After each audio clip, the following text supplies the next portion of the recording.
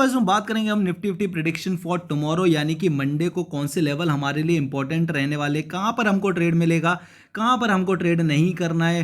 Market ने Friday को काफ़ी गिरावट दी, उससे पहले थर्सडे को भी काफ़ी गिरावट दी। ये जो आप देख रहे हैं ये 15 मिनट का चार्ट, इसको मैं थोड़ा छोटा करके आपको कुछ दिखाना चाहता हूं। अगर आप पिछले 2 वीक की बात करें तो उससे पहले तो आप देखेंगे मार्केट कंटिन्यूस ऊपर आ रहा था। जब हम ऑल टाइम हाई के पास पहुंच गए तो मार्केट ने 4 से 5 बार ऑल टाइम हाई निकालने की कोशिश की। कब कब अगर आप नोटिस करेंगे तो 16 जून को मार्केट कहां तक गया था, लगभग 18,860। देन 17 जून को मार्केट हमारा गैप अप हुआ, वहां से मार्केट गिरा और फिर से हम ऑल टाइम हाई के पास गए और थोड़ा सा ऊपर गया 18,880 के पास। उसके बाद अगर हम अगले दिन की बात करें तो अगेन हम 18,850 तक गए। उसके अगले दिन हम वापस से 18,880 से वापस गिर गए। उसके अगले दिन हम अगेन 80,880 से वापस गिर गए। यानी कि अगर देखा जाए 1 2 3 4 से 5 दिन, 12 दिन में से यानी कि 2 हफ्ते में से 5 दिन हमने ऑल टाइम हाई को निकालने की कोशिश की, लेकिन हम ऑल टाइम हाई को नहीं निकाल पाए। ये एक सबसे बड़ा प्रॉब्लम है कि अगर सब कुछ सही होता तो हम ऑल टाइम हाई को निकाल देते, बट ऐसा देखने को नहीं मिला। और ये चीज मैंने बहुत पहले आपसे डिस्कशन किया भी था कि मार्केट में बहुत कुछ अच्छा नहीं है जिस वजह से हम ऑल टाइम हाई निकालें, लेकिन फिर भी मार्केट हमारा ऊपर जा रहा था। तो मुझे भी एक टाइम पर ऐसा लगने लगा था कि हाँ ठीक है, हो सकता है हम ऑल टाइम हाई निकाल देंगे। लेकिन पॉइंट ये कि ऑल टाइम हाई निकल जाएगा तो क्या हो जाएगा, कुछ चेंज आ जाएगा। यहां से 100 रुपए ऊपर, 200 रुपए ऊपर मार्केट चला जाता है तो कुछ बहुत बड़ा चेंज नहीं आएगा जब तक स्ट्रांग नहीं होंगे ना। अगर हम ऑल टाइम हाई निकाल भी देते और अगले दिन 200 पॉइंट गिर जाते तो क्या मतलब ऐसे ऑल टाइम हाई को निकालने का। अगर हम ऑल टाइम हाई निकालें और वहां पर सस्टेन करें 2 से 4 से 5 दिन, तब कुछ मतलब निकल के आएगा ऑल टाइम हाई निकालने का। तो इस चीज पे आपको जरूर ध्यान देना है। दूसरी इंपॉर्टेंट बात, जो ऑप्शन बायर होता है उसको फर्क नहीं पड़ता कि कहां मार्केट जा रहा है, उसको अपनी अपॉर्चुनिटी चाहिए जहां पर उसको ट्रेड करना है और पैसे बनाने हैं। अगर आप मेरी बात करेंगे तो मैं पिछले कई दिनों से 2 3 4 मंथ हो गए हैं मैं अपने टेलीग्राम के ऊपर आप लोगों को ट्रेड्स देता रहता हूं, जहां पर आपका पैसा भी बनता है और आपको सेफ ट्रेड कराने की कोशिश रहती है। आपको हमेशा मैं बताता हूं कि कहां पर आपको ट्रेड नहीं लेना है, कहां पर आपको ट्रैप नहीं होना है। ठीक है, अगर आप फर्स्ट टाइम यहाँ पर आ रहे हैं तो टेलीग्राम को ज्वाइन करो, वहाँ पर आपको काफ़ी कुछ इन्फॉर्मेशन मिलेगा, आपको ट्रेड्स मिलेंगी, आपको चार्ट्स मिलेंगे, आपको ट्रेंड लाइन के सपोर्ट रेजिस्टेंस सब कुछ डेली बेसिस पे मिलेगा लाइव मार्केट के अंदर कि कब आपके लिए अच्छा है ट्रेड लेना और कब नहीं। ये जो आप देख रहे हैं ना, एक सेकंड मैं दिखा देता हूँ आपको, ये हमारी ट्रेड्स हैं जो हम बनाए हैं, जो आपको टेलीग्राम पर प्रोवाइड की गई है। कहाँ से कैसे वो मैं आपको थोड़ा सा बता देता हूँ, बिकॉज बहुत सारे लोग नए आते हैं।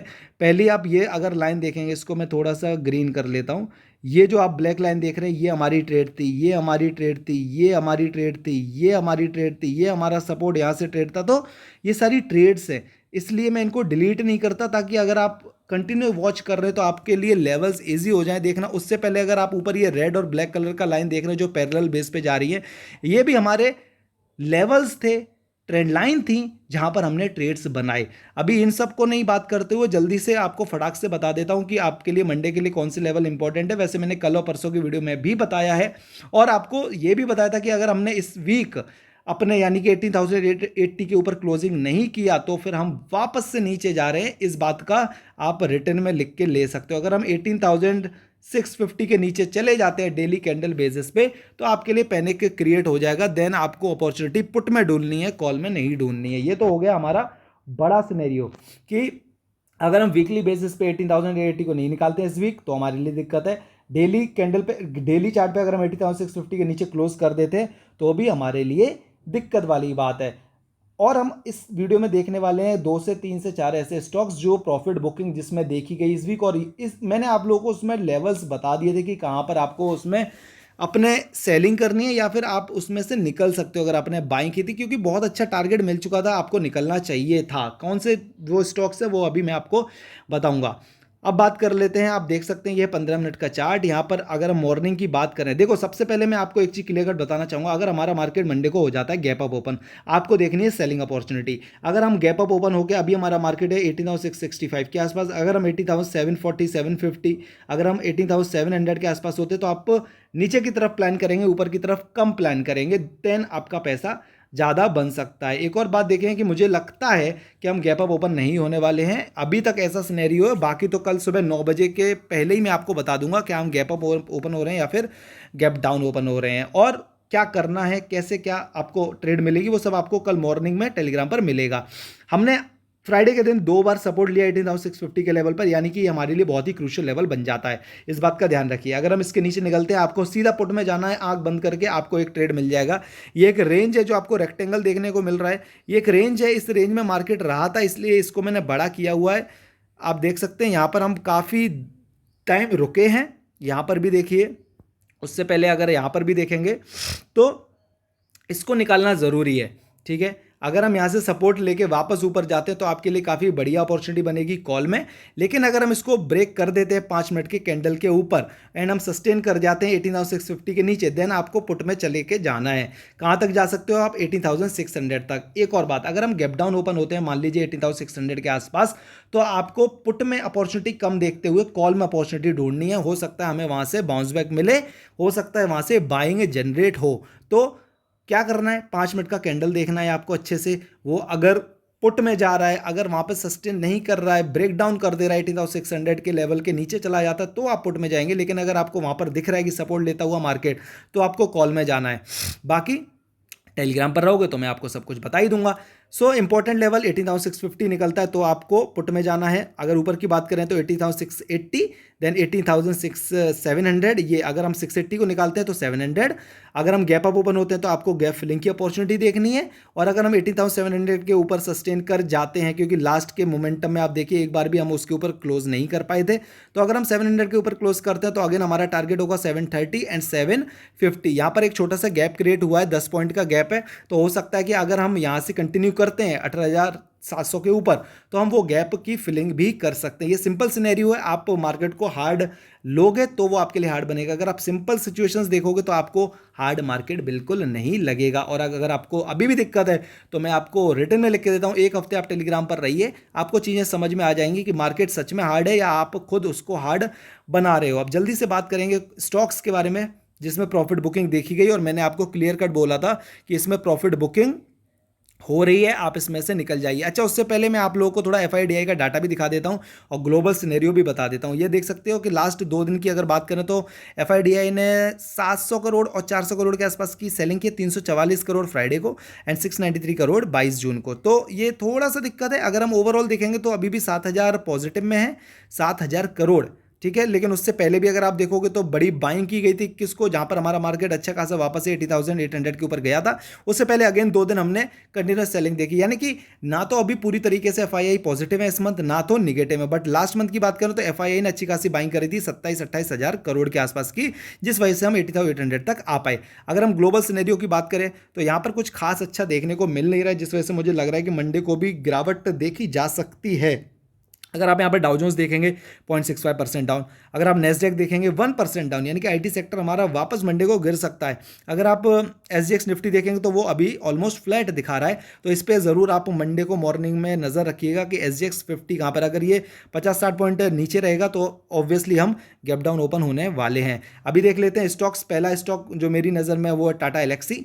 मैंने टाटा एलेक्सी को आपको जो बाइंग दी थी वो दी थी 18,600 के ऊपर, जहाँ से स्टॉक कहाँ तक गया, सॉरी, मैंने जो टाटा एलेक्सी में आपको बाइंग दी थी वो दी थी 6,000 लेवल के आसपास, और आप देख सकते हैं ये स्टॉक 6,000 के नीचे तक गया था। बट आप यहाँ पर देखिए ये रेंज दी गई है जहाँ पर आपको इसमें बाइंग करनी थी, एंड वहाँ से स्टॉक ने अच्छा खासा 6,000 से 8,000 यानी कि 30% का रिटर्न बना के दिया है। मैंने आप लोगों को एक और चीज़ बताई थी कि यहाँ पर एक डब्ल्यू पैटर्न का फॉर्मेशन है, आप यहाँ से निकलिएगा मत। कब निकलना वो मैंने आपको बताया था, फिर से बता देता हूँ। ये एक डब्ल्यू का पैटर्न था, यहाँ पर एक ये गैप क्रिएट हुआ था, और आप देख सकते हैं कि हम उसी लेवल से लगभग वापस से रिजेक्शन लेते हुए गिर गए। ऑलमोस्ट हम 500 पॉइंट नीचे हैं। तो जिन लोगों ने ये पैसा बनाया है 6,000 से लेके 8,000, प्लीज़ मुझे कमेंट सेक्शन में बताओ। मुझे भी अच्छा लगता है कि जब मैं आपको कुछ भी रिकमेंड करता हूँ और आप वो बाय करते हो एंड सही टाइम पे उसमें से एग्जिट ले लेते हो। तो यहाँ पर 30% का प्रॉफिट काफ़ी अच्छा था। कितने टाइम में? अप्रैल मई जून, 3 महीने पूरे नहीं हो और आपको 30% रिटर्न। क्या कोई और दिलवा सकता है? तो मुझे ज़रूर बता देना। और सही लेवल पे मैंने आपको इसमें बाइंग बता दिया था। दूसरा स्टॉक जो मैंने आप लोगों को बताया था वो है डीमार्ट स्टॉक। डीमार्ट के बारे में हमने बात की थी, आप देख सकते हैं सारे लेवल्स पहले से क्लियर हैं, सच मैंने नया कुछ इसमें बनाया नहीं है। आप देख सकते हैं डीमार्ट में मैंने 3400 के आसपास आपको बाइंग बोली थी, स्टॉक गया था 32-3300 तक, 2 बार इसने नीचे तक गया। आप देख सकते हैं कि मैंने आपको बताया था कि पहला इसका टारगेट है 3700 के आसपास, क्योंकि यहाँ पर गैप क्रिएट है, लेकिन बहुत ही बुलिश कैंडल के साथ इसने यहाँ से ब्रेकआउट दिया था। आप खुद ही देखिए कि स्टॉक गया था 4100 से ऊपर, यानी कि 4150 तक, वहाँ से शार्प सेलिंग आई है और वापस से स्टॉक आ गया 3700 तक, यानी कि 300-400 पॉइंट वापस से स्टॉक गिर चुका है। तो क्या यहाँ पर आपको प्रॉफिट बुकिंग करनी थी? जी हाँ, 4000 के ऊपर आप कहीं भी इसमें प्रॉफिट बुकिंग कर सकते थे। आपका 20% बन रहा था कितने दिनों में? 22 मई से लेके 22 जून, या 1 महीना भी नहीं हुआ और आपको 20% से ऊपर मिल रहा है यार, और क्या चाहिए आपको, ये सोचिए। तीसरा स्टॉक जिसमें मैंने आपको बताया था अच्छे लेवल्स पे बाइंग और उसमें भी प्रॉफिट बुकिंग देखने को मिली, स्टॉक का नाम है हमारा बजाज फाइनेंस। स्टॉक है अभी 7000 के आसपास। इसमें भी आप देख सकते हैं कि अपने रेजिस्टेंस लेवल या फिर सेलिंग एरिया से ही गिरा है। ये देखिए आप, थोड़ा जल्दी गिर गया। हमारी एक्सपेक्टेशन थी ऑलमोस्ट, मैंने बोला था कि 75 जाना चाहिए, लेकिन वो 74 कुछ 7400 कुछ से गिर गया और अभी आपको 400 पॉइंट नीचे मिल रहा है। आप खुद देखिए, इसमें मैंने आपको बाइंग बताई थी 6000 के नीचे, स्टॉक गया था लगभग 5400 तक। मैंने आपको बोला था 5700 तक अगर आप इसमें बाइंग करते तो अच्छा रहेगा आप लोगों के लिए। सेम टाटा एलेक्सी की तरह इसमें भी पैटर्न बन रहा था। मैंने आपको क्या बोला था बता देता हूँ वापस से। यहाँ पर देखिए, ये हमारा डब्ल्यू पैटर्न, जिसका ब्रेकआउट मैंने बोला था कि आप रुक जाइए, ये आपको टारगेट मिल जाएगा, और ऑलमोस्ट हमने वो टारगेट अचीव किया। यानी कि अगर आपने 6000 पर भी बाइंग किया था तो भी ऑलमोस्ट आपको कितना परसेंट मिला? लगभग 25% के आसपास इसमें आपका टारगेट मिला। क्या कम टारगेट है? कितने टाइम में मिला ये भी आप लोग देख लीजिए। अप्रैल, सेम टाटा एलेक्सी वाले टाइम पर ही इसमें भी आया था। जो टाटा एलेक्सी और ये सेम टाइम पर अपने बेस पर थे और वहां से दोनों ने 25-30% रिटर्न दे दिया है। एक और स्टॉक जिसकी मैं बात करूंगा, जो मैंने आप लोगों को बताया था बाइंग के लिए, एंड वो स्टॉक का नाम है दीपक नाइट्राइट। इसमें भी लास्ट दिन 2.5% के आसपास गिरावट देखने को मिली है, एंड ये भी अपने लेवल से गिरा है। स्टॉक को मैंने आपको बाइंग के लिए बोला था 1750 से लेकर 1800 से ये स्टॉक गया लगभग 2250 से ऊपर, यानी कि 450 पॉइंट ऊपर। अब 1800 का स्टॉक 450 पॉइंट बनाता है तो ये ऑलमोस्ट हमारा 25% से ऊपर हो जाता है। मैंने आप लोगों को इसमें यह भी बताया था कि इसमें डब्ल्यू बन रहा है, लेकिन वो बना ही नहीं पूरा। कहाँ बन रहा था? वीकली बेस पे बन रहा था। आप देख सकते हैं ये रहा हमारा डब्ल्यू का फॉर्मेशन। तो जब ये 7500 2300 के आसपास 2400 के आसपास आता तो इसमें फॉर्मेशन होता, पहली चीज़।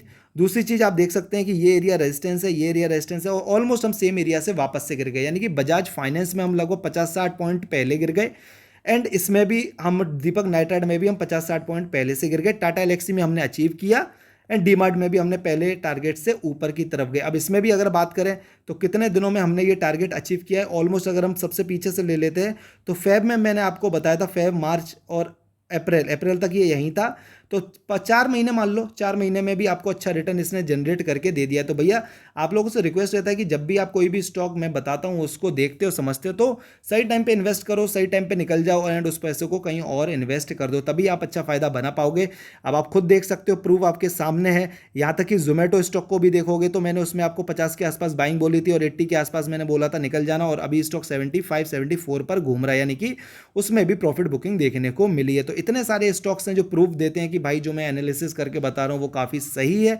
तो अगर आप लोगों को कुछ भी अच्छा लगता है तो प्लीज़ वीडियो को लाइक कर दो, चैनल को सब्सक्राइब कर दो, टेलीग्राम को ज्वाइन कर लो, बिकॉज वहां पर आपका फायदा है, आपको ट्रेड्स मिलेंगे, आपका पैसा बनेगा। कमेंट सेक्शन में अगर कुछ पूछना चाहते हो तो पूछ लो, मैं उसका आंसर आपको कर दूंगा। थैंक यू सो मच, मिलते हैं कल एक नए वीडियो के साथ। एंड टेलीग्राम के ऊपर मैं लाइव रहूंगा, तो जल्दी से उधर ज्वाइन हो और कल मॉर्निंग में 9 बजे से पहले उधर लाइव हो जाना, ताकि आपको ट्रेड्स मिल पाएँ। होपफुली मैं भी प्रे करता हूँ कि कल का हमारा मार्केट काफ़ी अच्छा रहे और आप सब लोग पैसा बनाएं ऑप्शन बाइंग में। Thank you so much.